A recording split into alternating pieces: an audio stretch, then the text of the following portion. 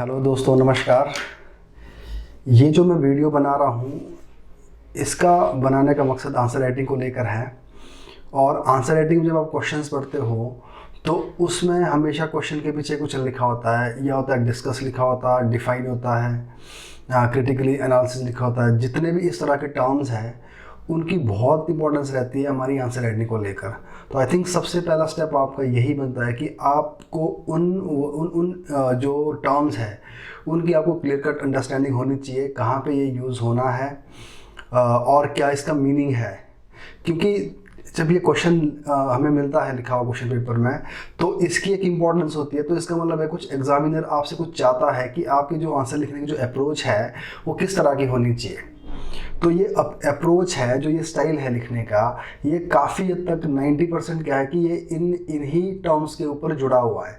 और कई बार जब हम भी जैसे टेस्ट सीरीज को चेक करते हैं और या स्टूडेंट से बात करते हैं, तो उसमें हम ये देखते हैं कि ज़्यादातर लोग क्या करते हैं, इन टर्म्स को, इन वर्ड्स को एक जैसा ही ले लेते हैं, तो जो कि एक एक्सेप्टेबल नहीं रहता है एग्जामिनर के लिए।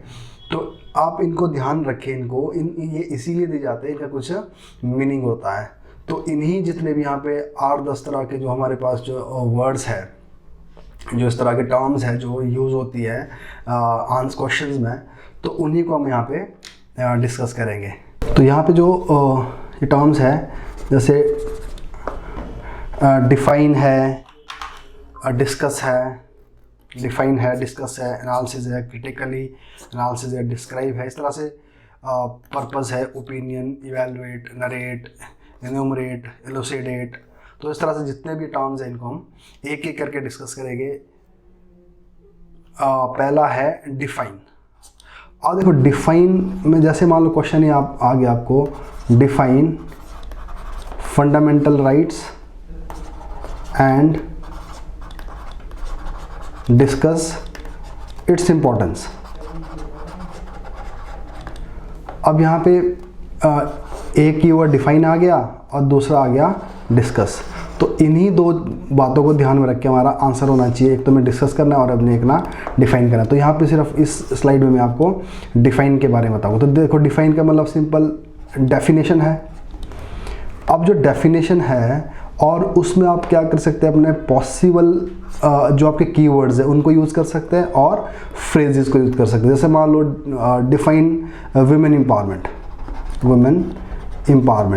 अब क्या डेफिनेशन दोगे आप, इसका मतलब आप एम्पावरमेंट करोगे। अब एम्पावरमेंट हमें कहाँ चाहिए वुमेन की, कि एक तो उसके पास चॉइसेस हो।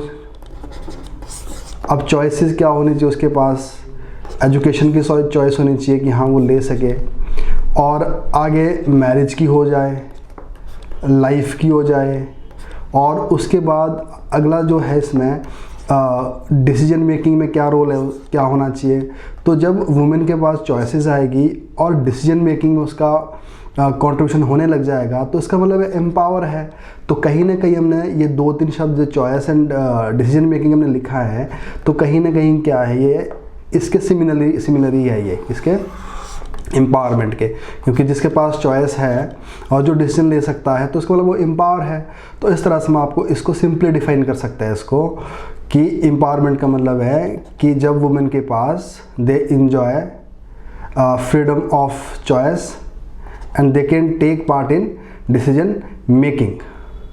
तो यहाँ ये डेफिनेशन इस तरह आ गया। तो अब यहाँ पे क्या कर सकते हो आप, कुछ पॉसिबल कीवर्ड्स यूज़ कर सकते हो आप, और फ्रेजेस यूज़ कर सकते हैं आप, राइट। तो यहाँ आपको ध्यान में रखना ये है कि अब यहाँ पे आप ऐसा नहीं कि यहीं पे डिस्कस करना स्टार्ट कर दो या कुछ और लिखना स्टार्ट कर दो, इससे नहीं बात बनेगी। आपको जितना बोला गया, अगर आपको डिफाइन बोला है तो डिफाइन पे ही रहिए।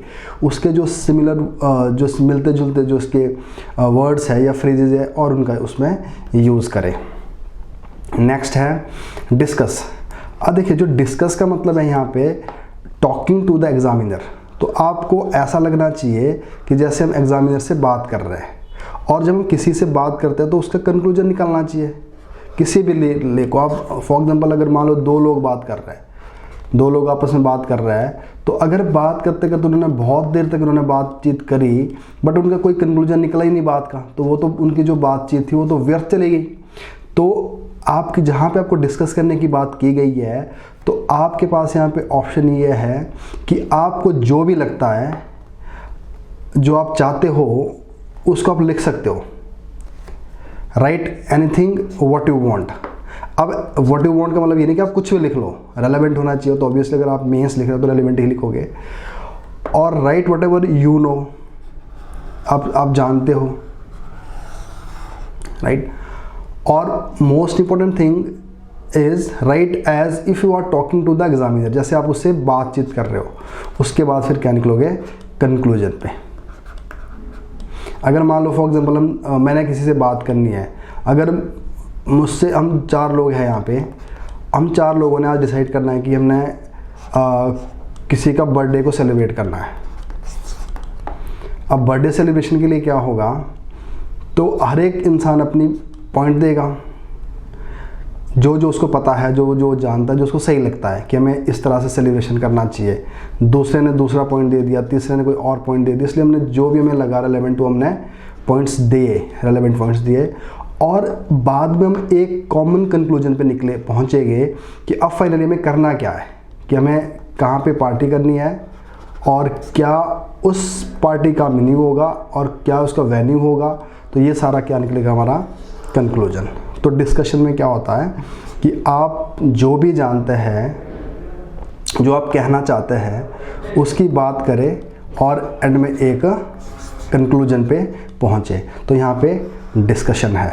जैसे मान लो क्वेश्चन यही था, define fundamental rights and discuss its importance.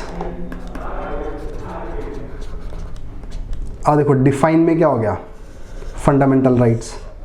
अब सिंपल सी बात ही है, फंडामेंटल क्या चीज़ होती है, ऐसी कोई चीज़ जो एसेंशियल है, एसेंशियल फॉर आवर लाइफ। और लाइफ कहाँ जीनी है हमने, सोसाइटी में जीनी है, पॉलिटिकल लाइफ जीनी है, इकोनॉमिक लाइफ जीनी है। तो यहाँ पे जो हमें मिल रही है यहाँ पे फ्रीडम, तो वो हमारा फंडामेंटल राइट है, जो हमारे लिए ज़रूरी है। उसके बाद उसकी बात, अगली बात क्या आती है, डिस्कशन। अब डिस्कशन में क्या चाहते हैं हम, मान लो it protect us from arbitrary action of society, state के जो आर्बिट्रेरी एक्शन है उससे हमें प्रोटेक्शन देता है फंडामेंटल राइट्स। तो पहली इंपॉर्टेंस हमने यहाँ लिख ली। उसके बाद फंडामेंटल राइट्स क्या देते हैं हमें, कुछ चॉइसेस देते हैं, इसकी बात कर दी। फंडामेंटल राइट चॉइसेस में सबसे बड़ी चॉइसेस क्या होती है इंसान की, कि उसे लाइफ की चॉइस मिल जाए, उसके रिलीजन की चॉइस मिल जाए। मान लो लाइफ की चॉइस हमें 21 में मिलती है, कोई नहीं ले सकता। रिलीजन की चॉइस हमें 25 से 28 मिलती है, और ये हमें राइट्स मिलता है। और तीसरी चीज़ क्या आती है कि हमारे जो फंडामेंटल राइट है किसी हायर अथॉरिटी से प्रोटेक्टेड होने चाहिए। तो क्या मिलता है हमें, आर्टिकल 32 में हमें सुप्रीम कोर्ट से पूरी प्रोटेक्शन मिलती है। तो इस तरह से हमने पहले डिफाइन किया और उसके बाद इसको डिस्कस किया, और एंड में हमने क्या पहुंचे, हम कंक्लूजन के ऊपर पहुंच लिए। और कंक्लूजन में हमने ये देख लिया कि इसका मतलब है कि हमारे लिए फंडामेंटल राइट्स बहुत ज़रूरी है, और ये हमें हर एंगल से एक सेफ रखता है, चाहे सोशल हो, चाहे पॉलिटिकल हो, चाहे इकोनॉमिक हो। और मोस्ट इम्पॉर्टेंटली क्या है, जो स्टेट है, स्टेट हमारे ऊपर, जो स्टेट के लॉज है वो हमारे ऊपर मनमानी नहीं कर सकते। तो इस तरह से आप लिख सकते हैं। नेक्स्ट है एनालाइज। अब एनालाइज में क्या है, when it comes to analyse, it is same as evaluation and assessment और एग्जामिनेशन प्लस योर ओपिनियन। अब यहाँ पे क्या हो गया कि कोई चीज़ को आप या तो उसको इवैल्यूएट कर रहे हो, या तो उसको असेस कर रहे हो, और या तो उसको क्या कर रहे हो, आप एग्जामिनेशन कर रहे हो। बट साथ में क्या दे रहे हो, आप अपनी ओपिनियन। और ओपिनियन क्या करेगी, जो आपकी ओपिनियन होगी, जो आपने बताया है उसी को ये इंटरप्रेट करेगी, इसका थोड़ा मीनिंग को थोड़ा ब्रॉड कर देगी। और जो आपकी ओपिनियन होगी वो आपकी नॉलेज के ऊपर बेस्ड होनी चाहिए, उसके लिए नॉलेज ज़रूरी है। तो देखो कोई भी चीज़ होगी, इसको हम क्या करेंगे, इवैल्यूएट करेंगे। फॉर एग्जांपल मेरे पास आपका एग्ज़ाम है, पेपर है चेक करने के लिए, तो क्या एनालिसिस होगा मेरा उसका, सबसे पहले मैं उसकी इवैल्यूएशन करूँगा। अब इवैल्यूएशन क्यों कर रहा हूँ? क्योंकि तभी मैं इवैल्यूएट कर रहा हूँ क्योंकि मुझे उस टॉपिक की नॉलेज है। अब इवैल्यूएशन के बाद फिर जाके मैं आपको क्या दे रहा हूँ, अपनी ओपिनियन दे रहा हूँ कि आपका आंसर सही था या गलत था या आपको क्या इम्प्रूवमेंट करनी है। तो ये देखो, तो एनालिसिस में पहले आप उसको किसी भी चीज़ को एग्जामिन कर रहे हो, फिर अपनी नॉलेज डाल रहे हो उसके ऊपर, फिर जाके अपनी क्या दे रहे हो, ओपिनियन। तो जो ओपिनियन है यहाँ पे वो कहीं ना कहीं यहाँ पे कंक्लूजन का काम कर रहा है। तो इस तरह से आप एनालिसिस लिखोगे।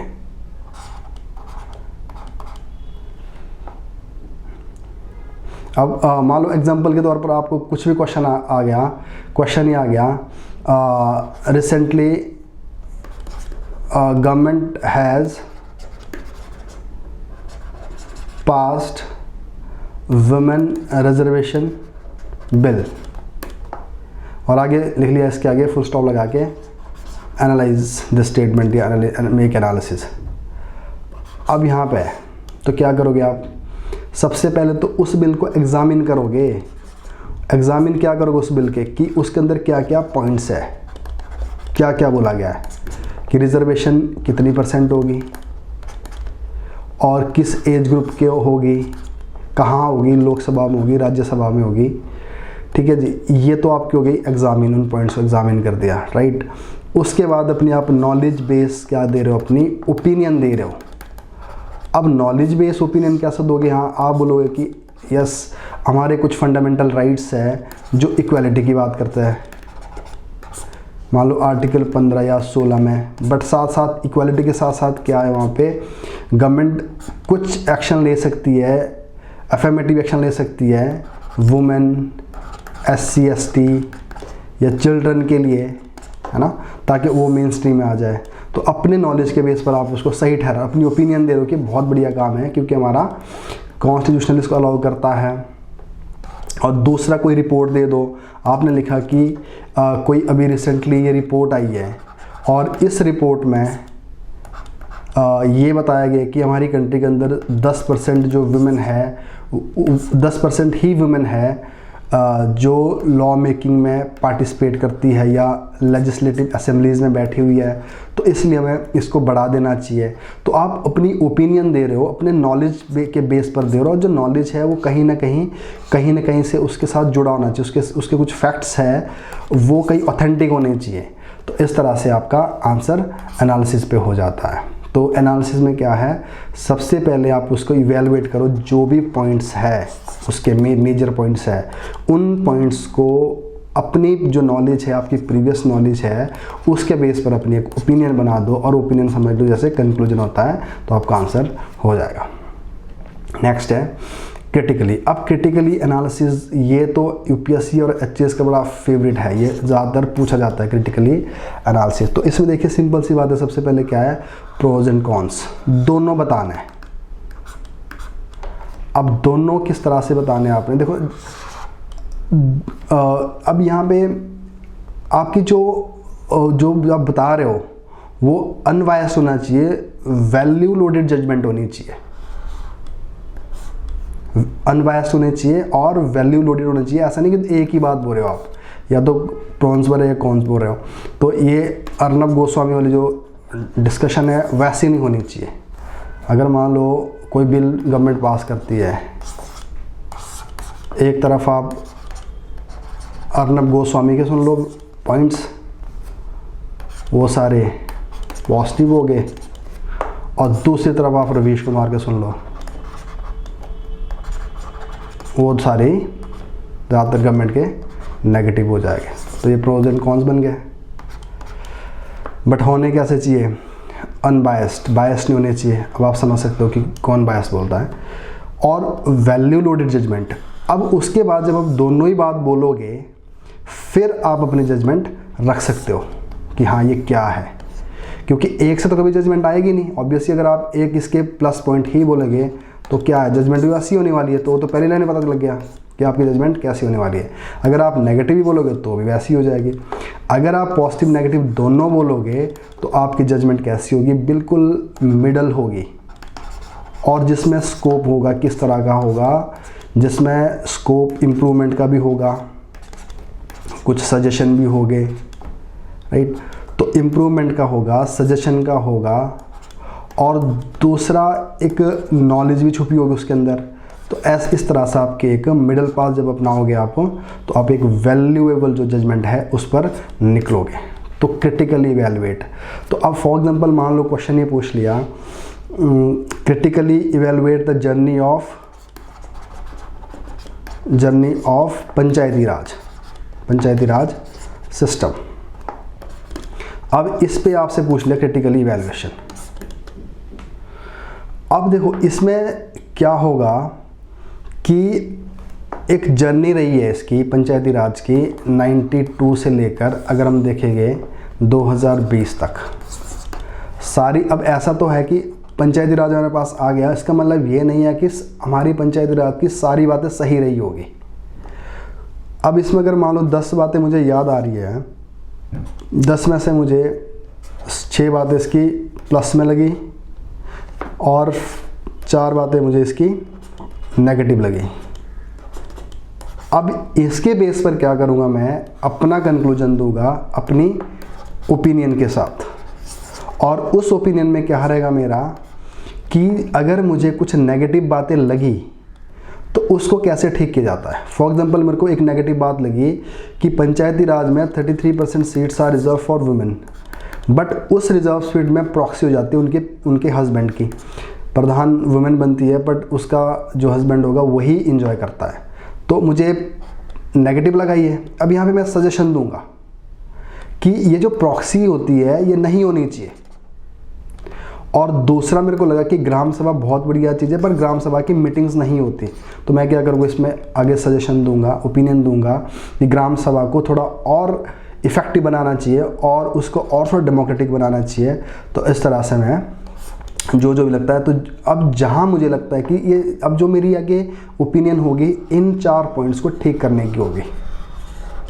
अच्छा, जो अगर एक आधा पॉइंट कोई बहुत अच्छा कर रहा है उसको मैं यहाँ मेंशन कर सकता हूँ कि एंड में लिखता हूँ मेरी ओपिनियन ये भी है कि फंडामेंटल जो हमारा पंचायती राज है वो सच में बहुत अच्छा कर रहा है। अगर मान लो हम देखते हैं कि पंचायती राज में हमेशा 80% मान लो और वोटिंग होती है, तो मैं इसको भी यहाँ पे कोट कर सकता हूँ, लिख सकता हूँ कि पंचायती राज हमारा बहुत ही अच्छा काम कर रहा है कि 80% इसमें वोटिंग हो रही है। तो इससे पता चलता है कि ये एक सक्सेसफुल स्टोरी है हमारी कंट्री के लिए। तो क्रिटिकली एनालिसिस में हम इस तरह की बात करते हैं।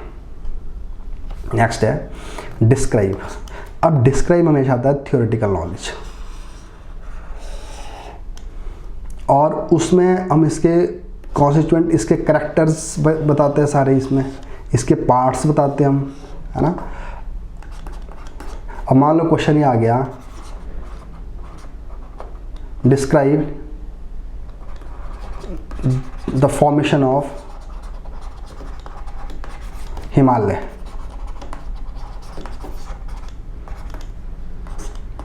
अब देखिए, अब हिमालय की फॉर्मेशन की बात कर रहे हो, आपको थ्योरेटिकल नॉलेज देनी पड़ेगी। क्या करोगे, कोई ना कोई आप थ्योरी दोगे कि किस तरह से यूरेशियन प्लेट से टकराई थी, जो प्लेट इंडियन ओशन से आ रही थी, तो उसमें 1-2 थ्योरेटिकल पार्ट बता दो।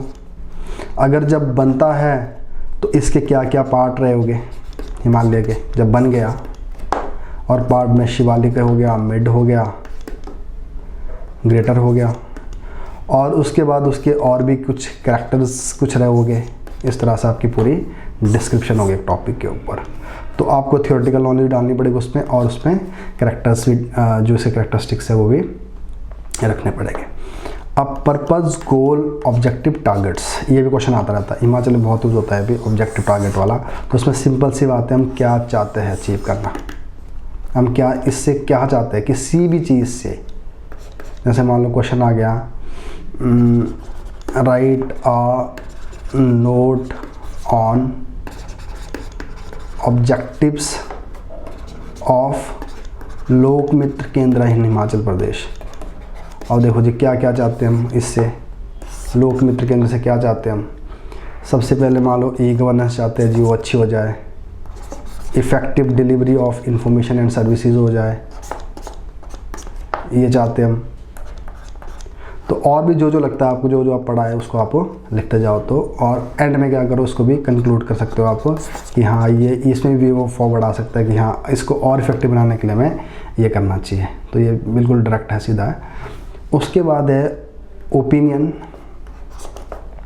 Comment and view. अब देखो opinion, comment and view, again किसके ऊपर आप ओपिनियन बनाओगे, पहले उसको एग्जामिन करोगे। जैसे मैंने पीछे बताया था, इसके पॉइंट्स को लिखोगे, उन पॉइंट्स को जानने के बाद अपनी नॉलेज को बेस्ड पर, और नॉलेज हमारी किस पे होनी चाहिए, क्योंकि अगर हम एग्ज़ाम लिख रहे हैं तो ऑब्वियसली हमारे पास क्या होना चाहिए, या तो कोई रिपोर्ट होती है, या तो कोई सिलेबस की बुक है, या तो कोई गवर्नमेंट की जजमेंट है, उसके बेस पर हमारी नॉलेज होती है। तो उन पॉइंट्स को जस्टिफाई करने के लिए हम अपनी नॉलेज के बेस पर क्या करेंगे, उसका रिव्यू करेंगे, फिर जाकर हम इस पर अपनी ओपिनियन देंगे, और फिर इसके ऊपर कमेंट्स देंगे, और फिर हम उसके ऊपर अपने व्यूज़ डालेंगे। अदरवाइज़ बिना नॉलेज के अगर आप ऐसे बिना मतलब से बात करना स्टार्ट करें तो बात नहीं बनती, राइट। तो अब देखिए, अब उसके बाद अगर आपके पास कोई भी बात आ गई, मान लो क्वेश्चन ये आ गया कि comment on the success of Panchayati Raj system in India. लो जी, अब क्या कमेंट दोगे, क्या ओपिनियन दोगे आप, क्या व्यू दोगे। अगर आजकल की मीडिया देखोगे आप, वो कैसी कमेंट देगी। अगर वो उनको लगता है कि ये जो पंचायती राज है, मान लो इसको किसी के साथ जोड़ना है, मान लो इसको कांग्रेस पार्टी के साथ जोड़ना है, तो उनके कमेंट एंड व्यूज़ कैसे हो गए, इसको हटा दो, ये गलत चीज़ है, नहीं होना चाहिए। तो हमारे यहाँ पे ऐसे व्यूज़ नहीं बन सकते। तो हमारे कैसे व्यूज़ होने चाहिए, बिल्कुल मिडल पाथ वाला, कि हम कोई भी चीज़ ऐसे एक्सट्रीम केस पे नहीं ले सकते। Only, none, abolish, complete eradication, ये आपकी राइटिंग में कहीं भी नहीं आनी चाहिए, चाहे आप ऐसे लिख रहे हो, चाहे आप आंसर लिख रहे हो। तो अब जो आपकी ओपिनियन है वो कैसे होनी चाहिए, सबसे पहले ऑप्टिमिस्टिक, नेगेटिव नहीं होनी चाहिए, रोने वाली नहीं होनी चाहिए, बिल्कुल एकदम ऑप्टिमिस्टिक होनी चाहिए। क्योंकि आपसे ये क्वेश्चन पूछा जा रहा है, आपसे किसी ऐसी बात पे ओपिनियन नहीं मांगी जा रही है कि ये रिलीजन होना चाहिए, नहीं होना चाहिए, है ना। तो यहाँ पे तो आप ऐसे क्लियर कट बोल भी सकते हो। बट जहाँ पे आप देखते हो कि अब अगर हमारा पंचायती राज सिस्टम है, ये तो हमारा एक जो गवर्नमेंट का जो सिस्टम है उसका पार्ट है, गवर्नमेंट इसको बनाया भी है। तो यहाँ पे आपको ओपिनियन कैसे देनी पड़ेगी, आपने जो पढ़ा है, या तो आपने इंडिया के कॉन्स्टिट्यूशन में पढ़ा होगा, या तो आपने न्यूज़पेपर में पढ़ रहे हो, या तो आप अपनी बुक में पढ़ रहे हो। तो ये तो आप ऐसी ओपन एंडेड डिस्कशन नहीं हो सकती। आप जैसे रिलीजन के ऊपर है, रिलीजन के ऊपर आप ओपन एंडेड डिस्कशन भी कर सकते हैं, क्योंकि वो सिलेबस से बाहर है। तो यहाँ पे आपकी डिस्कशन कैसी होनी चाहिए, कुछ इस तरह के डॉक्यूमेंट्स हैं उनके बेस पर होनी चाहिए। तो ऑप्टिमिस्टिक होना चाहिए आपका पहले, कि आप उसको बिल्कुल नकारो नहीं, उसको आपको हमेशा मिडल पाथ यूज़ करो, यस और नो में आपका आंसर नहीं होना चाहिए। उसके बाद है ज़ील एंड एंथुसियाज्म, कि लग रहा है कि आपने जो एग्जामिन की है चीज़, जो आपने पॉइंट्स पढ़े उनको बड़े अच्छे से पढ़ा है आपने, आपके अंदर ज़ील है, एंथुसियाज्म है, तो ये आप अपनी बात बोल रहे हो। और वो फ्यूचर ओरिएंटेड होनी चाहिए कि फ्यूचर में क्या होना है उसके साथ। और दूसरी बात है कि जो आप ओपिनियन दे रहे हो बात में, कि वो लार्जली जो पॉपुलेशन है, जो ज़्यादातर जो लोग हैं, उनको एक्सेप्टेबल भी होनी चाहिए वो। तो ऑप्टिमिस्टिक होनी चाहिए, ज़ील होनी चाहिए, फ्यूचर ओरिएंटेड होनी चाहिए, और लार्जली एक्सेप्टेबल होनी चाहिए। अब जैसे मान लो क्वेश्चन यहाँ पे ये है कि वुमेन जो रिजर्वेशन है वो पास हो चुका है, तो उसके ऊपर आप अपने कमेंट्स या व्यूज़ दे। अब देखिए, तो सबसे पहले क्या करोगे आप, जैसे मैंने पीछे बताया था, एक तो आप इसके मेंस पॉइंट्स की बात करोगे क्या क्या है। उसके बाद इसमें आप एक ऑप्टिमिज़म की बात करोगे, ऑप्टिमिज़म के साथ इसको देखोगे कि हाँ यार, वुमेन्स को हमें लाना चाहिए आगे, एम्पावरमेंट ज़रूरी है। और जो बोल भी रहे हो आपके अंदर लगना चाहिए कि हाँ एक ज़ील, एक इंथुजियाज़म है, को बहुत सारे बढ़िया बढ़िया फैक्ट्स दे रहे हो आप, हाँ ऐसा होना चाहिए, ऐसा होना चाहिए। और उसके बाद फ्यूचर ओरिएंटेड भी होना चाहिए कि हाँ आप फ्यूचर की बात कर रहे हो। और अब बात वो बोल रहे हो आप, जिसको लगता है कि जो बहुत सारे लोगों को एक्सेप्टेबल है। ऐसा नहीं कि किसी एक कम्युनिटी को है या किसी एक रिलीजन को है, राइट, या किसी पॉलिटिकल पार्टी को ही वो है। तो वो एक जनरल सी बात होनी चाहिए, क्योंकि आप एक ब्यूरोक्रेसी में जा रहे हो, पॉलिटिक्स में नहीं जा रहे हो। तो आपको सिस्टम को चलाना है, और सिस्टम को चलाने के लिए आपको हमेशा मिडल पाथ अपनाना होता है। तो इसलिए आपको कमेंट, ओपिनियन और व्यूज़ आपने इस बेस पर देने हैं, और बाद में आपने इसको कंक्लूजन के तौर पर इसको एंड कर देना है। नेक्स्ट है evaluate, assess and examine. Same बात। इवेलुएट एक्सेस किसी करते हैं हम हमेशा पॉइंट्स की। जो भी किसी भी लॉ के या कुछ सेक्शन हो सकता है, या किसी बिल के कुछ पार्ट्स होते हैं, या प्रेसिडेंट की मान लो पावर है तो उसकी पावर के कुछ पॉइंट्स हो गए, उनको ही हम इवेलुएट करते हैं, एसेस करते हैं, एग्जामिन करते हैं। जैसे मान लो क्वेश्चन आ गया, examine the emergency power of president. अब एग्जामिन करनी है आपने, तो प्रेसिडेंट की इमरजेंसी जो पावर है, जितनी भी 3 पावर है इसकी, नेशनल इमरजेंसी की पावर हो गई, और स्टेट इमरजेंसी हो गई, और फाइनेंशियल इमरजेंसी हो गई। तो ये 3 पॉइंट है, इन तीनों को आप एग्जामिन करोगे, पहले इनके बारे में बताओगे। अब जहाँ एग्जामिन कर रहे हो आप इसको, तो यहाँ पे थोड़ी सी बात आप फेवर में बताओगे, क्योंकि अगर जैसे मान लो किसी ने मेरे को फॉर एग्जांपल क्वेश्चन दिया अपना चेक करने के लिए, उसको मैं एग्जामिन कर रहा हूँ, इवेलुएट कर रहा हूँ, तो क्या करूँगा मैं उसको पहले उसके 2 पॉइंट फेवर के देखूंगा कि ऐसा तो नहीं कि कोई बिल्कुल ही 0 लिखेगा, कुछ तो काम की बात करेगा। देखो पहले इसकी इंट्रोडक्शन देखूंगा, फिर इसके फेवर देखूंगा, उसके फेवर में बोलूँगा कि आपने ये पॉइंट आपने अच्छे लिखे हुए हैं, फिर उसकी थोड़ी गलतियाँ निकालूंगा, ये आपने गलत किया है, फिर उसकी इम्प्लीकेशन बता सकते हैं आप, और भी कहाँ ये आप अप्लाई कर सकते हो, या इसमें क्या क्या अप्लाई हो सकता है, और लिमिटेशन तो होगी यहाँ पे, और उसके बाद में आगे कंक्लूड करूँगा अल्टीमेटली आपका आंसर कैसा था। अब सेम यहाँ पे है, तो पहले क्या करूँगा मैं, प्रेसिडेंट की इमरजेंसी की पावर की इंट्रोडक्शन दूंगा, उसके 3 पॉइंट दूंगा, उसके 2 पॉइंट प्लस में दूंगा, 2 पॉइंट नेगेटिव में दूंगा, राइट, और उसके बाद जाके कंक्लूजन में पहुंचूंगा कि क्या है। और कंक्लूजन अगर थोड़े मुझे 1-2 नेगेटिव पॉइंट लग रहे हैं तो उसको मैं अपने सजेशन के रूप में दूंगा। तो ये भी इसी तरह से है। तो देखोगे ना आप, ज़्यादा डिफरेंस नहीं लगेगा आप, पर फिर भी आपको जो छोटे छोटे डिफरेंसेस में, उसमें भी आपको क्लियरिटी होनी चाहिए इन टर्म्स में। उसके बाद है नरेट।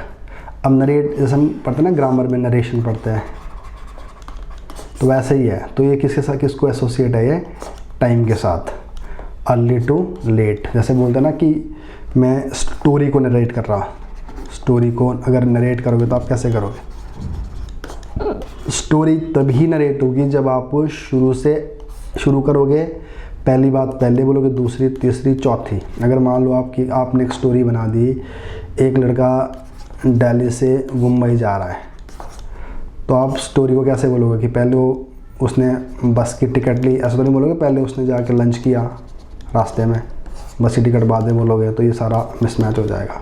तो आपकी जहाँ पे नरेट की गई है बात, तो वहाँ पे आपको नरेट के हिसाब से स्टोरी ही बतानी है। अगर क्रिटिकली नरेट किया है तो उससे कुछ नेगेटिव पॉइंट बता दो, तो इस तरह से नरेट वाला हो गया। नेक्स्ट है इन्यूमरेट। इसमें कुछ नहीं करना, लिस्ट डाउन द पॉइंट्स, सीधे सीधे पॉइंट, इनको एक्सप्लेन करने की ज़रूरत भी नहीं। जैसे इसमें लिख लिया, क्वेश्चन ये है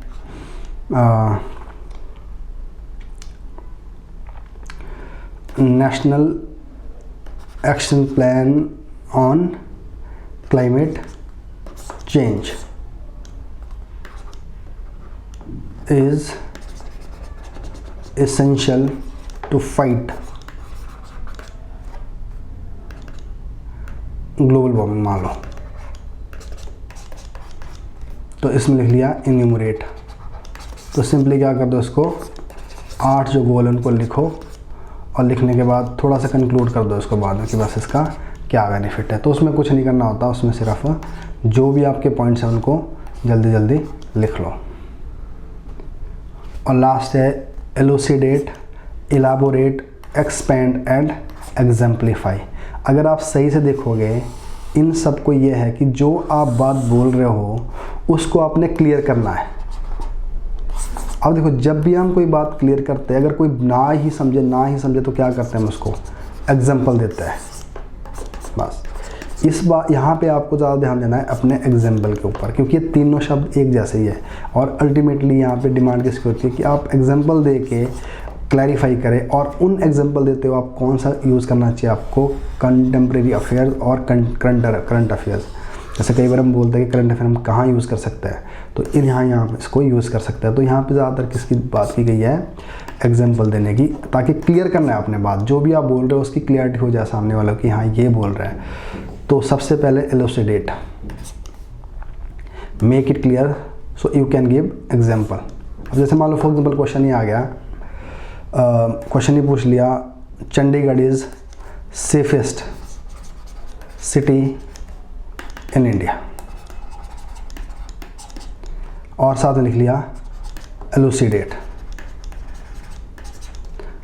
अब कैसे बताओगे आपकी सिटी यहाँ पे सेफ़ है, तो आप क्या बताओगे, सारे एग्जांपल दोगे। जैसे मान लो पहला बोलोगे यहाँ पे सीसीटीवी कैमरा लगे हुए जी हर जगह, फिर बताओगे कि यहाँ पे विदिन 3 मिनट यहाँ पे पुलिस आ जाती है, राइट।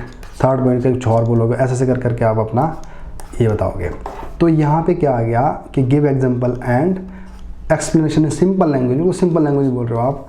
उसके बाद elaborate and expand are the same word and it means detailed explanation. अब इसमें आप डिटेल एक्सप्लेन करोगे कि सीसीडी कैमरा लगे हुए हैं, पर कहाँ लगे हुए हैं। जैसा आप बोलोगे कि कुछ बड़े क्राउडी एरिया है वहाँ पे लगे हुए हैं, थोड़ा एक्सप्लेन करोगे ना। और जहाँ पे लोगों का ज़्यादा मूवमेंट है, खासकर वुमेन का एंड चिल्ड्रन का, वहाँ पे लगे हुए हैं, तो उसका थोड़ा और ज़्यादा क्लैरिफाई करोगे बात। उसके बाद है एग्जाम्पलीफाई, इसमें देना पड़ेगा आपको क्या, टिपिकल एग्जाम्पल। एक टिपिकल एग्जाम्पल जैसे मान लो आप एक जैसे केस स्टडी टाइप हो सकता है कि आपने बता दिया कि एक रिपोर्ट के अंदर ये बताया है कि इतने % जो क्राइम है वो यहाँ पे नहीं होता है, कहीं रिपोर्ट के साथ आपने बता दिया। और या तो बता सकते हो कि रिसेंटली पुलिस ने कोई ऐसा केस पकड़ा है जिसमें जो क्रिमिनल थे उनको इमीडिएटली अरेस्ट किया गया था इन सीसीटीवी कैमरा की हेल्प से। तो इस तरह से आप यहाँ पे करंट बात कर सकते हो और ज़्यादा बात करनी है आपने एग्जाम्पल पे। तो इलस्ट्रेट में आपने नॉर्मल एग्जाम्पल देना है, इलाबोरेट में उनको थोड़ा और एक्सपेंड करके लिखना है समझा के, और एग्जाम्पलीफाई में स्पेसिफिक एग्जाम्पल देता है जो बिल्कुल स्टोरी के साथ जुड़ जाए। तो ये आपका इस तरह से हो गया। तो ये सारे टर्म्स हैं जो हमने डिस्कस किए हैं।